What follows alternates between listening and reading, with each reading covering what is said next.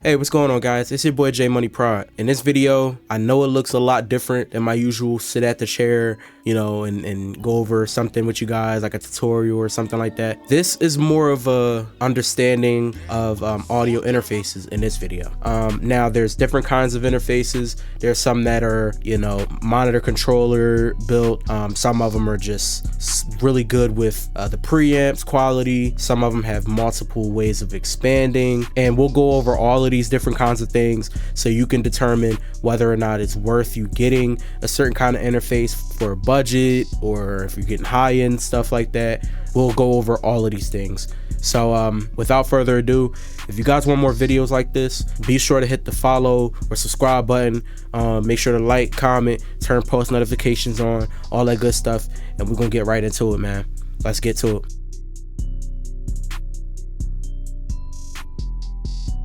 So one important thing that you guys would be looking for in terms of an interface is the quality of their converters. So audio interfaces are A to D, D to A converters, and they pretty much handle both analog and digital signals. So essentially, if you have a microphone plugged in, it'll capture the acoustic energy and then convert it into an analog signal, go into your computer, go through the cable and stuff like that, flows to your computer, and by then it converts to a digital signal. And then you do your mixing and all that, stat and the third. It goes through all of these things, basically reverses itself and goes back into analog, kicks back out, So and then that's how you hear it through your headphones and monitors and things of that nature. So knowing the conversions quality and the rate that it can do it at can determine how much it probably costs, you know what I mean? So if you have an interface that is relatively cheap, it might not be able to handle very high sample rates, which, by the way, is not needed. You do not need an interface that has crazy high sample rate, but that's one of those things that you definitely want to look for in an interface, for the sake of if you're recording, you might want low latency or no latency at all, which is like amazing to have, especially when you're tracking vocals or instruments and stuff like that. You don't want any delays and stuff like that you can't control. So having a good interface like that, or ones that, if you have good headphones, like I personally have Biodynamic 770s Pros, headphones that use a lot of impedance or a lot of power to power these headphones, the drivers. Having a good interface that maybe doesn't use like a regular traditional USB-A, 1.0, whatever you want to call it, will allow it to get better power. Or you could just use an external DAC amp, which I also use. But anyway, through my life of making music and stuff like that, I pretty much went through about 2 interfaces. Now I have 3, but I've only ever used 2 as an interface. One of them I use as a monitor controller. That is the Mackie Big Knob Studio Plus. Some of you guys are probably that get equipment, or probably have seen something online, or maybe Sweetwater or something, probably seen this interface that's merged with a monitor controller. I solely use it passively as a monitor controller, so I can have better control with the amount of monitors I have set up. I have, a subwoofer, and then 2 pairs of monitors, Mixed Cubes and Kali N8s, and then I have an audio Adam audio subwoofer. And so I'm using 6 cables to run all of these things, and I like being able to track each pair. I can mono it, I can dim it, I can mute it. We're gonna go all over all of these features, and what you'd use them for after this.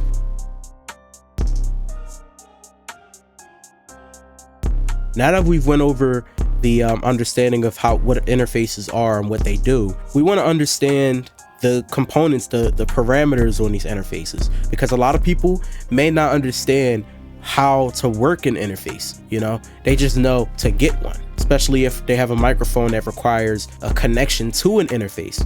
So now we're going to lead into inputs on an audio interface. what are the inputs? Well, if we take a look at the interface, we will notice that you'll notice that you'll have a select amount of inputs and outputs. The inputs are very important because you might want to connect your microphone that requires XLR cable, and so you need to plug it into an interface that has an XLR port. Or you might have an instrument like an electric guitar or bass or something like that, in which you want to connect to the interface as well, that requires a cable like TS, right? Which is just called tip sleeve. Now, with inputs for your microphones, for some microphones, such as like the condenser microphones, which is like the one I'm using right now, the Rode NT1A, you'll notice that it requires what's called phantom power. Usually on every interface, you're gonna see an option that is like a button or something like that that says 48V or 48 volts. That is your phantom power. It is important to run phantom power for a condenser microphone in order for you to get power, to basically boost the signal from mic level, which is extremely quiet to the point it's inaudible, to line level signal, which is very similar to the instrument level. So you use this to basically boost your signal to be able to hear what's coming out of the microphone.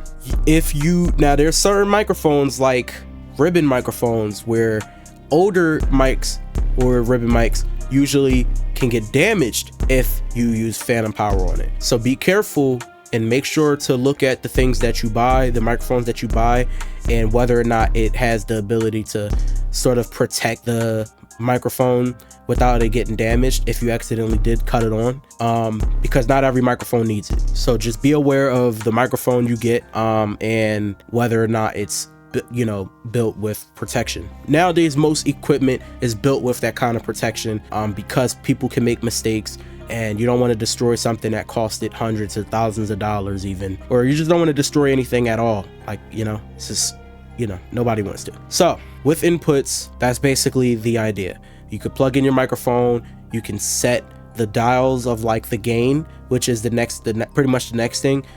With the gain, you want to make sure that you set these levels within a good range, and preferably not in the red, obviously, because then that's where it's too hot, and then obviously you don't want it to be too quiet. But the quieter the better for the most part. You just want to make sure it's not too quiet. It shouldn't be whisper quiet, if that makes sense.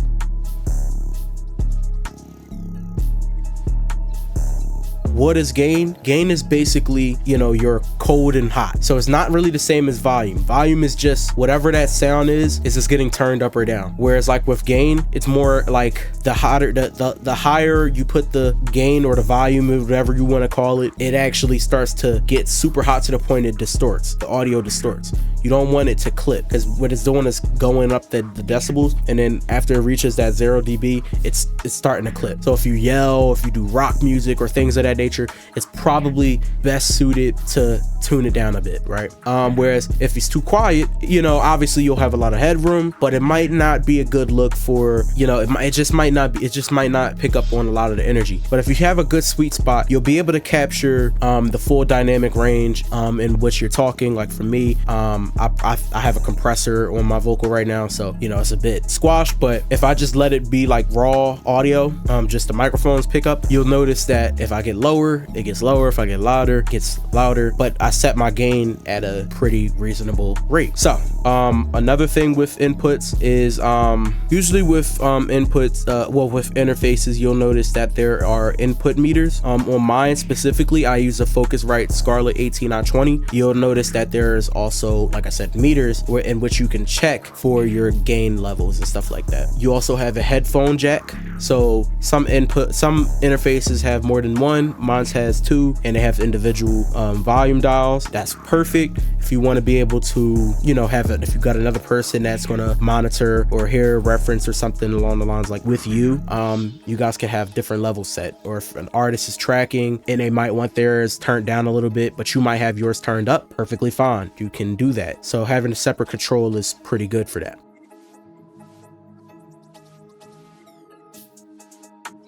Now that we've covered the inputs, the gain and the headphones, we can go over some cool features like the dim and mute options. So with the dim and mute option, it's exactly what it is. The whole idea of the dim option is, so let's say if someone's talking to you in the studio and you don't want to mess up any of your already dialed, parameters, you can just hit the dim knob and it can dim it down so it's more quieter, but it's still playing and you can hear what needs to be said. Or if you got to speak, you can do that, but you can still keep an ear open for your music. That's your monitor. Another important reason to use this feature, and I think this is actually the intention, is again, it ties down to not being able to not wanting to switch up any of these already set parameters that you've made for your mixing. But if you want to reference things and you don't want it to be super screaming loud, you can dim it and can take a listen at your track at a lower level. That is the importance of the dim option. The mute option is exactly what it is. You can mute or unmute your track without changing any settings on your DAW. You can always change it on the DAW, but if you got the button right there in front of you, might as well use it, right? Next up is the outputs. Now that we've went over the inputs, you kind of have an understanding of how the outputs work. Now, the outputs does not need phantom power or something like that. It does not need any of those things. For all I know, there may be some monitors or specific things that require some kind of power brick or something like that, but usually those are plugged into the wall rather than the interface itself. If you wanted some kind of external amp, you can always get sort of like a DAC amp, but more for monitors, but you don't have to, that's just optional. With the outputs, most of the time they're either going to take XLR or TRS, which is tip ring sleeve. It looks exactly identical to TS, except it has an extra ring.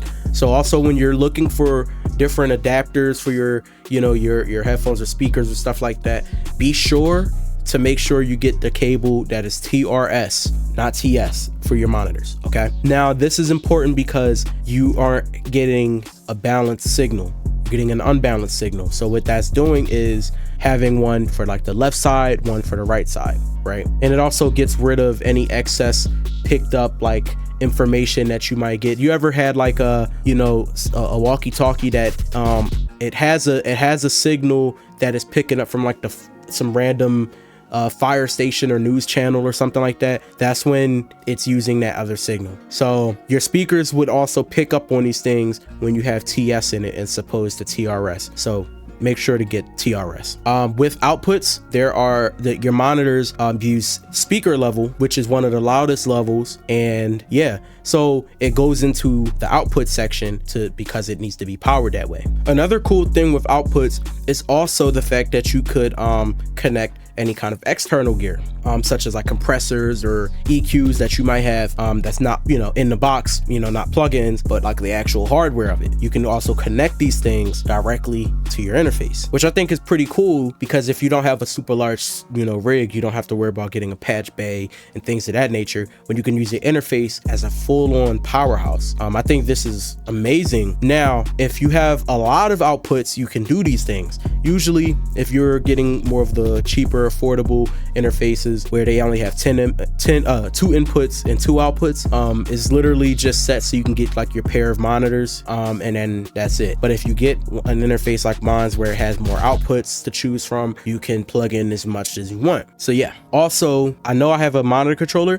There's some people that have an interface that doesn't have monitor controller abilities. That's, like I said, simply allows you to sort through the pairs of monitors that you have. For example, I have 6 cables connected, 2 pairs of monitors, one subwoofer, and I have the ability to sort through pair A monitors, my primaries, pair B, my secondaries, my mid-range, and then C being my subwoofer. From my Scarlett interface, it also gives me this feature. Now, I had the monitor controller before I got this interface, so that's why I got it. But yes, you can sort through the pairs of monitors and also keep them all on if you'd like, but you can sort through them to basically get a reference on how your mix comes across and translates throughout those different pairs of monitors. So I think that's a pretty neat feature. Some of them also give you the ability to use a talkback option. Talkback is important if you're in a studio where the artist is not right next to you. You might have a booth, and you can basically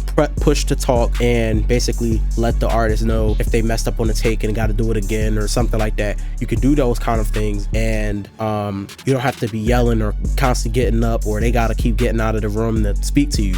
You can talk to them with your mic on your desk or something, and they can hear it and talk to you back on the other end. So that's a pretty neat feature as well. Not all interfaces have this feature, but for those that do, I'd say like that's a pretty good way to communicate to an artist or somebody that's not in the same room as you, that's connected to the same interface. Now that we went over the basic inputs and outputs,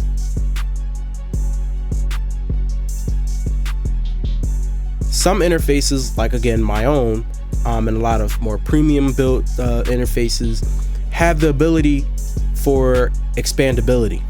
What does that mean?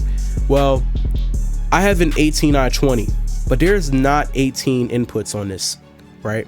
There's also not 20 outputs on board that I can plug in. So what does that mean? It gives me the ability to plug up more things with just sometimes one cable. One of those options are called ADAT. This is a port that allows you to connect one cable, only one cable, but it's able to power up to 4 different, external boards of gear. This is good because if you are expanding or you want to connect a rig of compressors and like you might have like a chassis for like 500 series hardware and stuff like that, analog gear, you can connect these things all with one cable directly to your interface, and now you can use those all connected to the interface. That's amazing, right? Depending on how many of those ADAT input and outputs you have, you'll be able to daisy chain and add as much as you like, but just for one cable alone, it can get 4. So if you got 2, that's 8. If you get 3, that's 12. You see what I'm saying? Now here's another port that you want to look for if you're into the expandability. If you don't have 4 things to connect, and you might only have about 2 things to connect externally to it, you can use what's called SPDIF. SPDIF is the exact same thing as ADAT, except instead of 4 extra pieces of gear you can connect up to 2 with one cable. This is an important thing if you're in a big studio space and you have a lot of gear, a lot of hardware and stuff like that you would like to connect to your interface. If you do have an extreme rig, right, you might start gaining issues with latency and stuff like that because you have a lot of things connected to this, and the interface is working really hard to keep everything in key in place, but you just have a lot of different pieces of gear connected. So what do you use? Well, on some interfaces that have these different expandability ports, you can use another port called word clock. Word clock is basically a port that allows you to connect. Well, if you have a lot of things connected, it basically takes charge, keeps everything working in unison. Everything's working synchronized. That'll lower the latency back to regular levels. Maybe not 0 latency, but if you have a lot of things connected, expect something, right? But it's not going to be extreme anymore because you have something that's basically keeping everything synchronized and again working in unison. That is what word clock is. Now there's also crazy expensive interfaces, one of them being called DANTE. It uses DANTE network. It's called Digital Audio Network through Ethernet. So obviously in the name you hear that it uses Ethernet. Ethernet is one of the most powerful cables out right now to exist. Maybe something in the future will surpass even that, but as of right now, Ethernet is one of the best cables, especially in the interfaces or for direct internet connection. It's very, very good for very, very fast speed of light data transferring.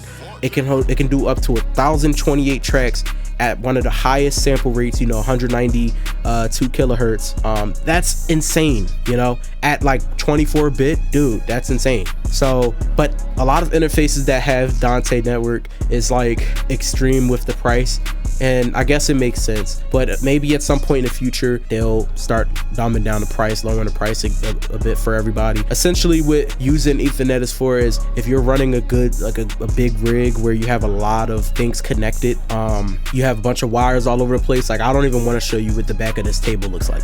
I have a bunch of stuff connected, and essentially it'll simplify all of that. It's only one cable that can power everything, and so that's very, very good.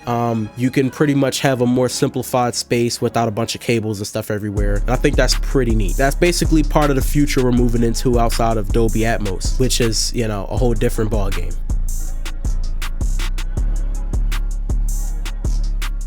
Now, here's the bottom line. You're definitely still looking at all of this and still want to know, what kind of interfaces is like actually going to be useful for you. And again, that is a preference. That's the answer. The answer is it's a preference. If you are a, traveling artist and you have you got a laptop and you know that you travel, you work on music on the go, having a portable sized interface that maybe only has an input, one input or two inputs, it's perfectly fine, because it gets the job done when you're on the go. If you're running a super large recording studio, you want to have, I would say, one of the bigger interfaces that has a lot more input compatibility, especially if you like working with bands or orchestras and you need to have a lot of microphones set up. Having an interface that allows you to get a lot of inputs off the bat and then be able to expand for more inputs is even better, because now you can use one interface to take an entire group of instrument players or choir or whatever, and you can have multiple microphone setups for that kind of thing. There's interfaces that come in all kinds of different sizes. You have some interfaces that are portably shaped, but they also have the ability to expand. So not all of them are super long, rack mounted interfaces. You can get smaller ones as well, like the RME Babyface, or different stuff like that, where you can essentially connect, and they have ADAT, and some of them even have a cable port called DB24, which allows you to connect like 8 inputs, eight different stuff at the same time. So it's even better than ADAT. But not all interfaces have these things. This is all based on budget and based on the brand and what they specialize in. So it's not necessarily specific to the price range, but it's brand, what they do. And these are things that you just want to look up and see what works best for you. I'm J Money Prod. I appreciate those that have been watching the streams, that have been keeping up with my videos. I appreciate everyone that has been subscribing. It has been insane to me. Just in the past 30 days, gained a good amount of subscribers. 2025, I'm going to be on straight grind mode. You already know what it is. And again, I'm super happy to be able to share information that I've learned with you guys. I'm taking my content way more seriously. You'll be getting videos every Friday, with an exception of me being extremely busy for other things like music related, obviously, or if school is just holding me up. But other than that, I will most definitely stay on top of it as best as I can, and hold me accountable. Please hold me accountable. I know what I got to do, but I appreciate everybody that has been sticking with me. And from the beginning up until now, you guys have known I went from tight beats up to this point. Who would have thought, right? So I'm very glad and I'm proud to be able to speak about these things that I've learned over the years. And I just want to help out the community, the producer community. So that's about it. Again, y'all, I'm J Money Prod, the Dreadlock Wizard, and I will be catching up with y'all in the next video. Peace.